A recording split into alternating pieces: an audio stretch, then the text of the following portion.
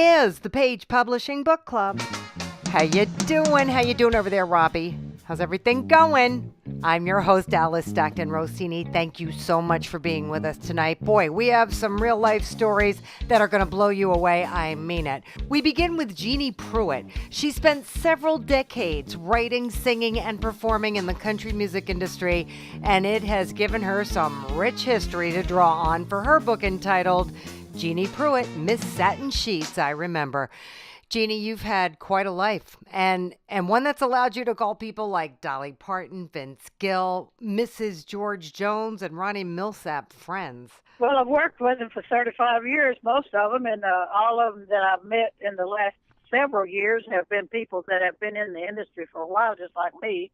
But all of these people that I mentioned in the book are personal friends, not only, but I'm a country music artist. Had my own band for 30 years on the road, and all of these people worked the same shows I did in different parts of the world. We worked a lot of international festivals as well, but mostly state fairs and concerts and venues in and around the United States and Canada.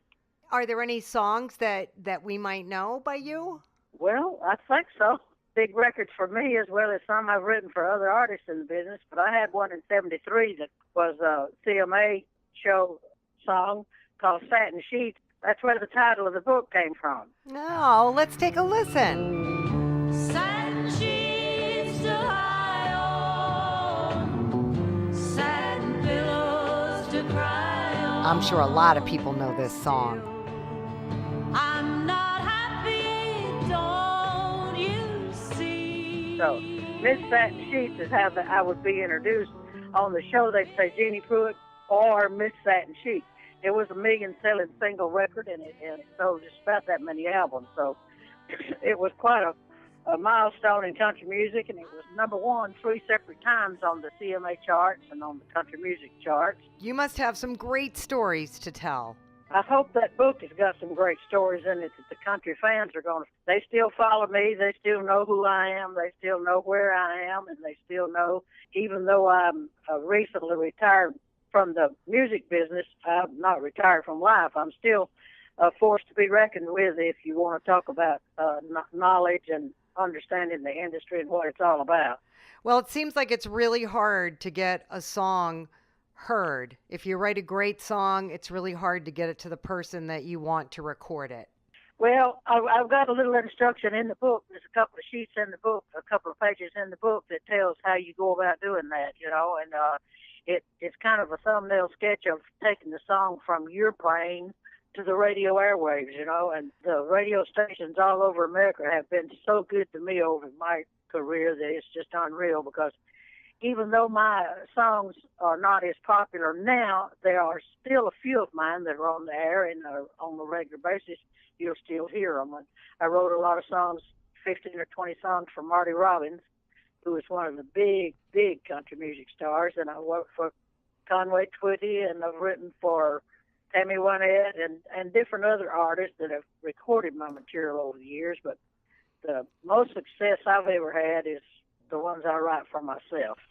What made you decide to write this book now? Well, I had the time now to complete it, but it's been a work in progress for the last 20-something years, Now, I was working the road full-time, probably 225 days a year, and you don't have a whole lot of time to sit and ponder.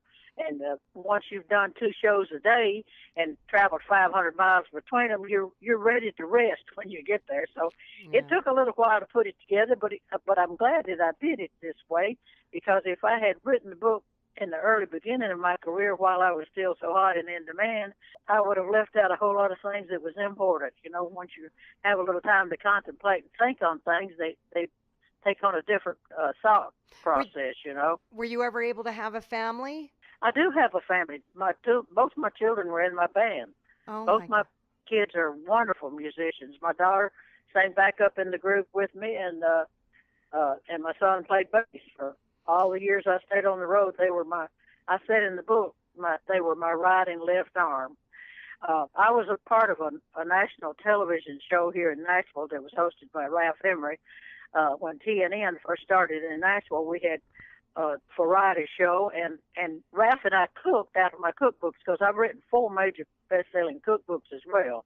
And so we cooked out of the cookbook on the television show, and that's where the idea for the I Remembers came from. All of the stories in the book are titled I Remember. And that's what it is lifelong memories from a retired, as I say, aging in place country music queen. Well, you had quite a ride, and now everybody gets to share in it. Steve Smart also had quite a ride, but his was very bumpy along the way. Steve is an oral and cosmetic surgeon, and he had an experience in the Army that haunted him until he finally wrote his first novel, which enabled him to really let go. Fixation is the name of his book. Steve, what happened? Well, I did a major cosmetic surgery on a very nice lady. 2 days after surgery, she died. That normally doesn't happen with elective cosmetic procedures, and it just destroyed me. An autopsy, however, was done 2 days later, and they found some very suspicious findings that spoke against the possibility of this being a surgical complication death. And so there's where the story goes, but it did become embedded in my mind. It just lived with me, and I lived with this for years, and I felt like kids need to know what their mom and I went through. Following the autopsy, it became a very interesting and complex medical mystery or thriller. And so I started, again, writing this as a documentary, but as I wrote, I thought, boy, this is a fabulous story. I can't write it completely accurately. That it would put me at risk with liability, and other people could be incriminated. And so I thought with a few twists of this plot, and it could be a great story. And so I kind of changed midstream and turned it into a fiction rather than the true accurate description of what happened. So, I mean, if the autopsy proved that there was something else going on, they didn't Well, want to stop there, I guess. no, ma'am. It gets very complex from there, but yes, ma'am. It worked out for me. I mean, nevertheless, my patient still died, which is just still even 30 years later is very difficult to imagine. But not being a writer, the reason that this was even imagined to me was because it was a great story. Um, the autopsy was done. There was a very heroic young lady pathologist that discovered findings that were suggestive of another cause of death, and against her boss's orders, who was a full colonel in the military, she was a captain. She was very bold, took the body elsewhere for a second opinion against orders, and the second opinion agreed with her. And so it went from there. And there's multiple layers to this story. There's a spiritual element to it that I think is well taken, and some right and wrong issues, and a lot about justice, a lot about the legal system. There's a lot about the medical community and working in hospitals. There's a lot about the military. So, are you talking about this book, or do you have time? Yes, ma'am, we are. My local community has been very accepting. Most of my friends and acquaintances have read it, and the community has accepted it. They are allowing me to speak at Chamber of Commerce banquets and to have other radio interviews locally, and the community's just been wide open to it. I'm thrilled with the response that we've gotten locally. So you've been in this community for a long time, and people know who you are, and they must enjoy hearing you talk about what you've written. Yes, ma'am, I think so. It's the name of the book is Fixation, and fixation speaks of some terms that we use in surgery for fixating bones to one another after they have been intentionally separated and moved into new positions. It also speaks of a character in the book that is fixated on this court case that is mentioned in great detail in the book.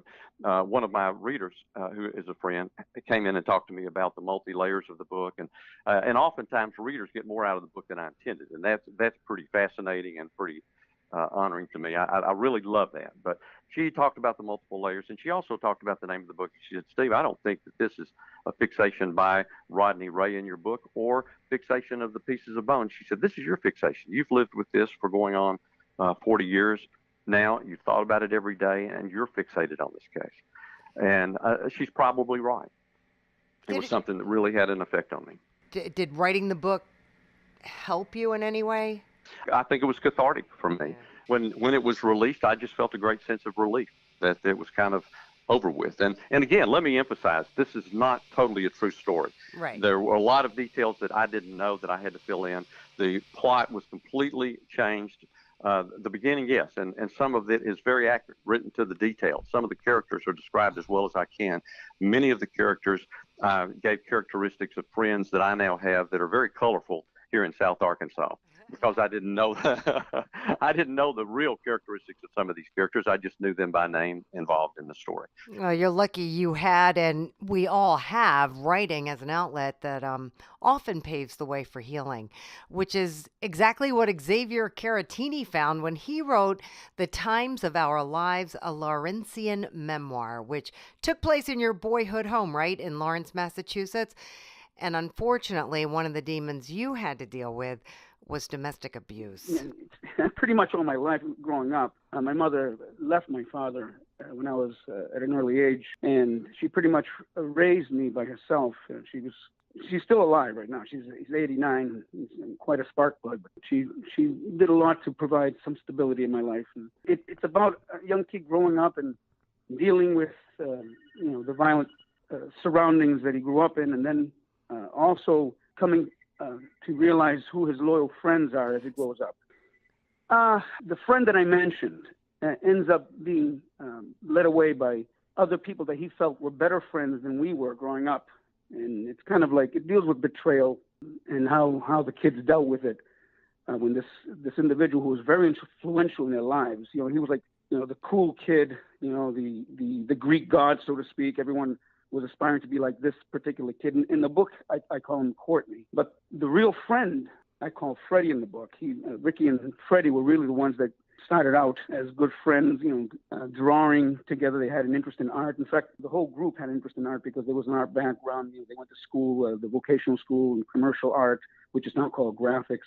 So the art background was there, and so there was a common bond. But as they grew older, Ricky got torn away by his loyal friends. It was, pretty much influenced by this kid that introduced bad habits in his life, a lot of drugs. He starts becoming pretty much rebellious as he gets older due to the influence of this individual. I'm hoping that the reader feels that everyone that comes along adds to the character of the person as you grow into adulthood, whether it's for the good or the bad, whoever you meet along the way, that the person you become when you reach adulthood is due to the people you meet along the way there. And I'm hoping that at the end of this book, Ricky kind of has an epiphany at the end of the book. He realizes who his friends are, and he realizes that he was better off for knowing them after all. He became the person he was because of them. Right. Are you doing book signings? Are you talking about your book? Yes. In fact, I have one coming up, and I'm trying to get another signing date sealed with Barnes & Nobles in Salem, New Hampshire. So I'm working on that as well. But the one in Lawrence Public Library is already set. And that's where you grew up, so a lot of friends will be out to see you. And yeah, I'm hoping there is a turnout. The librarian there, she deals with the archive department. She's pretty enthused about it. She's getting the flyers sent out, and the posters are already made, and so I'm pretty excited about that. It's going to be televised locally. So how did that happen?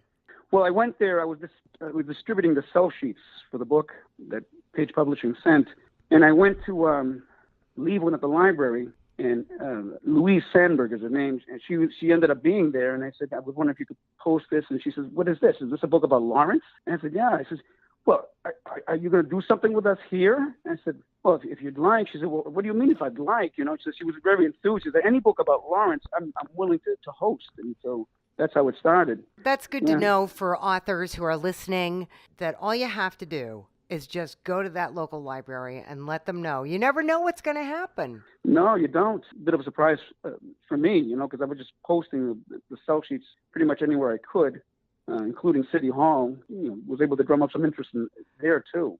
It's good promotion for Lawrence. Do you talk about Lawrence? Yeah, pretty much. The city's pretty much alive. It's pretty much its own character in that book. The Air Clock Tower, which I love that clock tower, and I pretty much break that clock tower down. I mentioned the Duck Bridge. In fact, the Duck Bridge is the photograph on the back, which I took when I was very specific as to how I wanted the clock tower look in the front and the bridge in the back. And they did a great job in the way they produced it. Nice job, Xavier, and something for all of us to think about while we take a very, very, very short break. This is the Page Publishing Book Club. Don't go anywhere. Have you written a book and want to get it published? Then now's the time to call Page Publishing at 800-204-6099 and do it immediately. You see, they're looking for authors of all types of books, and unlike most publishers, Page Publishing will take the time to review most of the books submitted to them, and they'll even give you their feedback. And if they like what they read, Page Publishing will get your book into bookstores and for sale online at Amazon, the Apple iTunes Store, and other outlets. They'll handle everything: copyright protection, printing, cover art, publicity, and editing. So if you've written a novel, a children's book, a cookbook, inspirational work, a book of poetry, or biography, and want to get it published, then you need to call Page Publishing and do it immediately. Call 800-204-6099 now for your free author submission kit. Your road to fame and fortune could very well start with this simple phone call. For your free author submission kit, call Page Publishing at 800-204-6099. We are back on the Page Publishing Book Club. I'm Alice Stockton Rossini. Mark Luttenberger has been fascinated by Greek and Roman history for as long as he can remember. He studied it at the University of Wisconsin, wrote his master's thesis on ancient Greek history. He wound up working in quality assurance, but visited ancient Greek and Roman ruins, and when he retired, went back to what he loves, and now he's written and published From Darius I to Philip II, the story of the polis. You've basically written a history book, Mark. I said that was going to be my retirement project. I always said I wanted to write a book on ancient Greece, and I originally started to write it on just the 4th century, but it came together. I ended up writing about basically the whole classical period, and I felt that I needed to cover from the time of Darius I, which is a Persian king who ruled in around the year 500 BC, and cover the Persian Wars and all the way through from the 5th and 4th century down to the death of Philip II, who was the father of Alexander the Great. Wow. So I decided I was going to basically cover Greek history from about roughly 500 to 336 BC. Okay, but aren't there books written on this? Absolutely. Over the last couple centuries, you can count them by the thousands. Right. What will we find in your book that we wouldn't find anywhere else? As I've mentioned in the preface and the introduction, it is not designed to come up with a new thesis.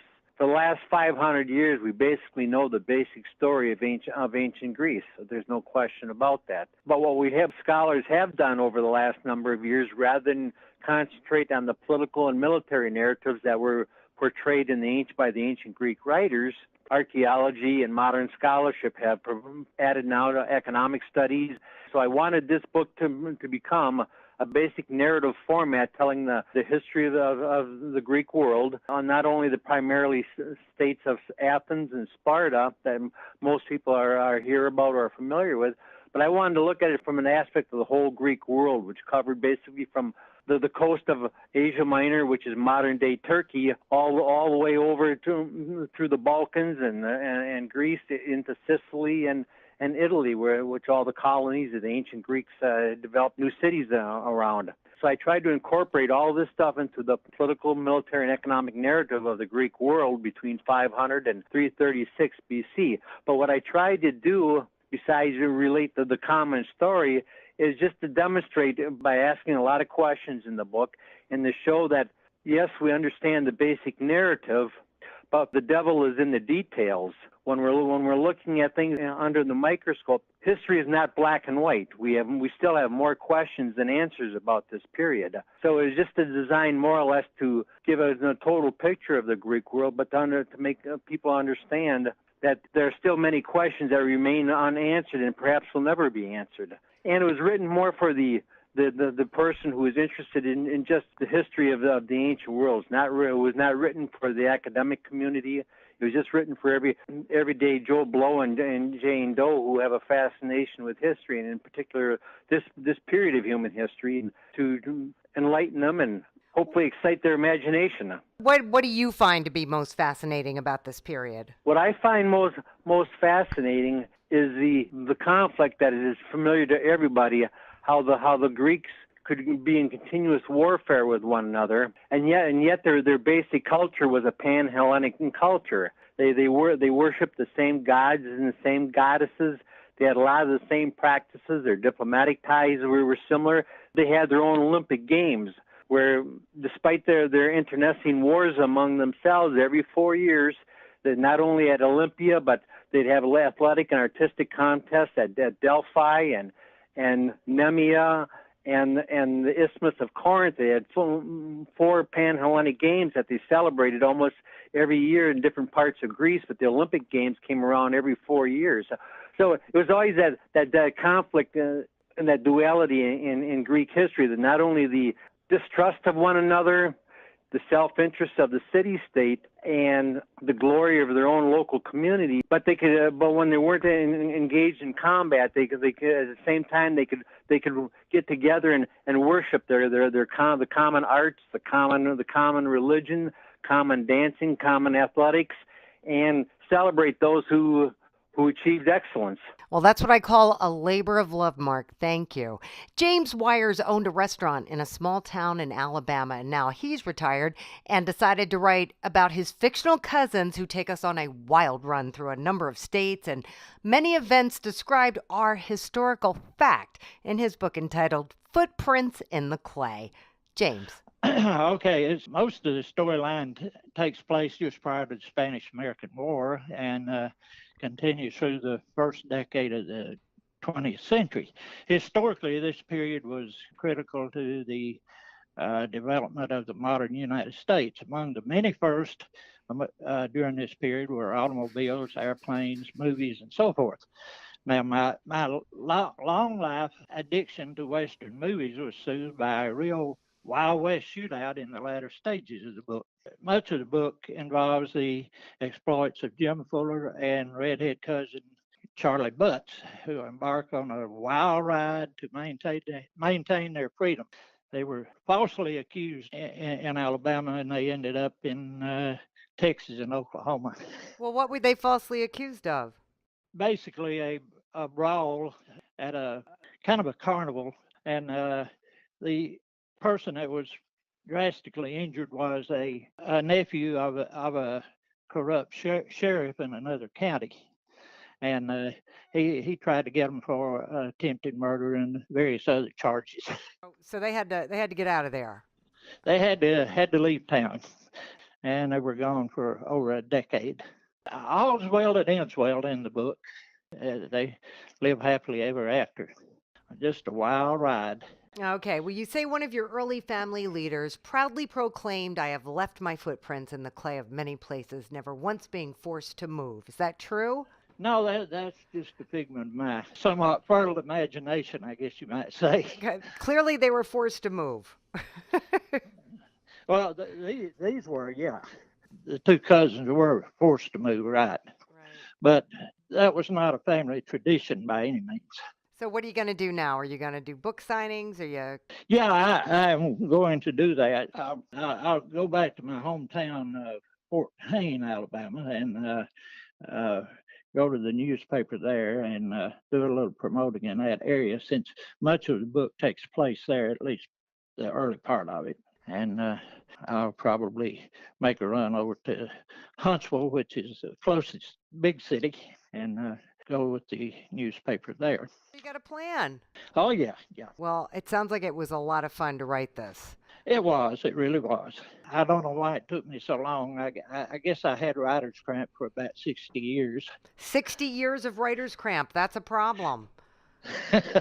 Well, I'm over it now, so what the heck. All right, yeah, keep going. What the heck? What else are you doing? Come on. As little as possible, really. Finally, Anthony Maruco is a social worker by day, writer by night, and he's written a children's book entitled I Love You to Infinity and Beyond. Now, where have I heard that before? Well, To Infinity and Beyond used to be part of the Toy Story. Yeah. But the I Love You to Infinity and Beyond is, you see, like, I love you to the moon and back, I love you through and through, to infinity and beyond. So there's many little phrases that parents use with kids. Yeah. So do you have kids? 3, 14, 12, and 7. Did you write this for them? The youngest one is my biological, so I guess it was inspired through that piece. The book is just more or less it's a poem that it's broken down into smaller poems. I mean, the reason that I did this is I had done a session with an individual, and they were dealing with separation issues with their children, and so we ended up having them do a homework assignment off of something that we had done in session, and I then took it upon myself to do the same thing. It was unintended and then came out to be something more than it is. So is it a letter to your son? Yes, a poem. So I guess it's a short book. Yes, it's not more than 30 or 40 lines, I should say. Oh my goodness. I mean, more or less, it's just the I love you to infinity and beyond is a phrase that parents use with their kids. But when parents end up reading it to their kids, it expresses a level of unconditional love, like a little mini poem of, I love you when you are good. I love you when you are mad. I love you no matter what behaviors you had.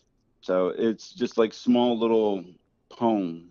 Expressing your unconditional love. Yes, I've actually got 4 illustrated books already completed. I'm ready to kind of take them to the next level, but I want to make sure that this one gets out, and I kind of learn, I guess, my way with children's books. But I also, as a clinical social worker, a lot of my books come with underlying meanings. It's like this one here is more about unconditional love, but then another one is, more about, dealing with, separation or death. Other ones of dealing with anger. So there's many other, books that are, I guess, the books that I have coming up in the future. They're written, they're illustrated, they're ready to go to, a publisher looking at them and making a decision if they want to work with me. Great. Are you letting people know that this is what you're doing? Yes. I do plan on having some book signings in the future, not only here in Lancaster, but, out towards where I'm from, which is in Latrobe, Pennsylvania. All right, Anthony, sounds like a plan, and a good one at that. I think that's a wrap for this edition of the Page Publishing Book Club, Rob. What's Mr. Clock say? Yeah, we got to get out of here. Thank you guys for stopping by. We really appreciate it. And if you missed something or you want to listen to all or part of this show again or any show on 710 WOR for that matter, be our guest. Just go to 710WOR.com. I'm Alice Stockton Rossini. Good night, Rob Barrett's my engineer. We'll see you next time.